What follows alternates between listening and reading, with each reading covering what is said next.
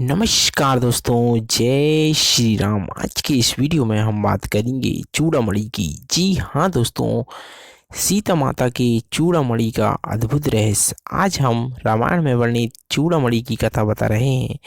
इस कथा में आप जानेंगे कि कहाँ से आई चूड़ामणि, किसने दी सीता जी को चूड़ामणि, क्यों दिया लंका में हनुमान जी को सीता जी ने चूड़ामणि, आखिर कैसे हुआ वैष्णो माता का जन्म। दोस्तों, चूड़ामणि कहाँ से आई? सागर मंथन से 14 रत्न निकले। उसी समय सागर से दो देवियों का जन्म हुआ, एक रत्नाकर नंदिनी और दूसरी महालक्ष्मी। कहते हैं दोस्तों, रत्नाकर नंदिनी ने अपना तन मन श्री हरि विष्णु को देखते ही समर्पित कर दिया था। जब उनसे मिलने के लिए आगे बढ़ी तो सागर ने अपनी पुत्री को विश्वकर्मा द्वारा निर्मित दिव्य रत्न जड़ित चूड़ामणि प्रदान की, जो सुर पूजित मणि से बनी थी। इतने में महालक्ष्मी का प्रादुर्भाव हो गया। लक्ष्मी जी ने विष्णु जी को देखा और मन ही मन वरण कर लिया। यह देखकर रत्नाकर नंदिनी मन ही मन अकुलाकर रह गई। सबके मन की बात जानने वाले श्रीहरि रत्नाकर नंदिनी के पास पहुंचे और धीरे से बोले, मैं तुम्हारा भाव जानता हूँ। पृथ्वी को भार निवृत्त करने के लिए जब जब मैं अवतार ग्रहण करूँगा, तब तब तुम मेरी सहारणी शक्ति के रूप में धरती पर अवतरित होगी। संपूर्ण रूप में तुम्हें कलयुग में श्री कल के रूप में अंगीकृत करूँगा। अभी सतयुग है, तुम त्रेता द्वापर में त्रिकुट शिखर पर वैष्णवी नाम से अपने आर्चकों की मनोकामना की पूर्ति करती रहो और तपस्या करो। तपस्या के लिए विद्रा होते हुए रत्नाकर नंदिनी ने अपने केस पास से चूड़ामणि निकालकर निशानी के तौर पर श्री हरि विष्णु को दे दिया। वहीं पर साथ में इंद्रदेव खड़े हुए थे। इंद्र चूड़ामणि के लिए ललाहित हो गए। विष्णु जी ने वो चूड़ामणि इंद्रदेव को दे दिया। इंद्रदेव ने उससे चूड़ामणि को इंद्राणी के जूड़े में स्थापित कर दिया। कहते हैं दोस्तों, समरासुर नाम का एक असुर हुआ जिसने स्वर्ग पर चढ़ाई कर दी। इंद्र और सारे देवता युद्ध में उससे हार के छुप गए और कुछ दिन बाद इंद्रदेव अयोध्या राजा दशरथ के पहुंच सहायता के लिए पहुंचे।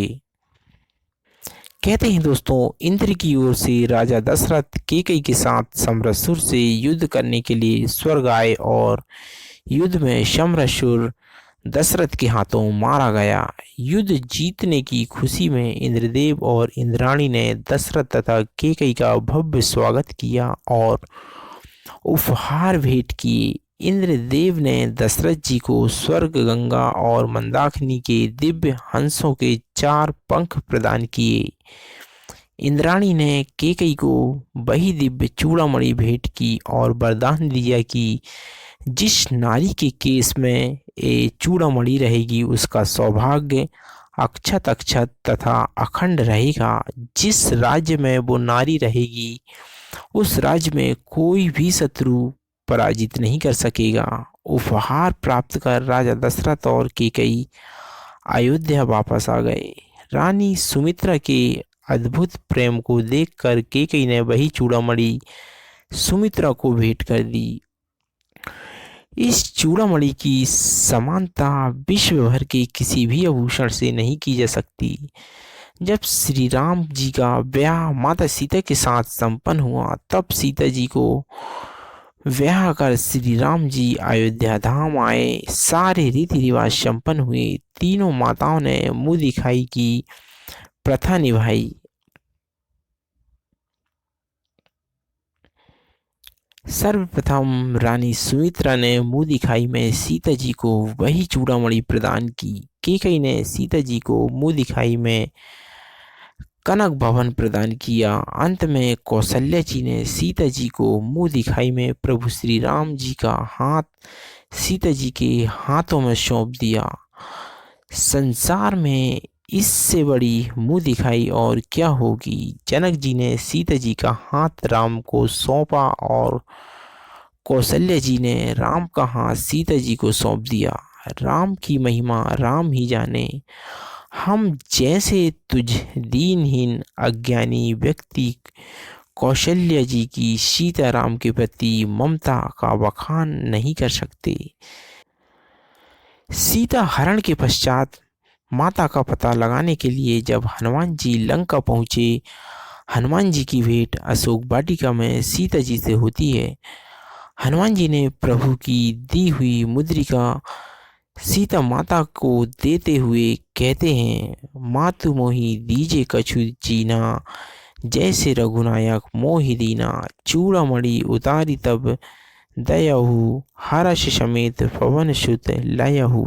सीता जी ने चूड़ामणि उतार कर हनुमान जी को दे दिया, यह सोचकर कि यदि मेरे साथ यह चूड़ामणि रहेगी तो रावण का विनाश होना असंभव है।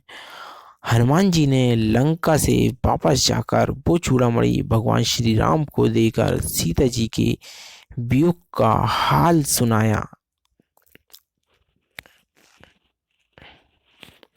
इसी के साथ दोस्तों हम इस वीडियो से लेते हैं विदा। वीडियो अच्छा लगा हो तो प्लीज़ लाइक कमेंट एवं सब्सक्राइब जरूर कीजिएगा। जय जय श्री राम।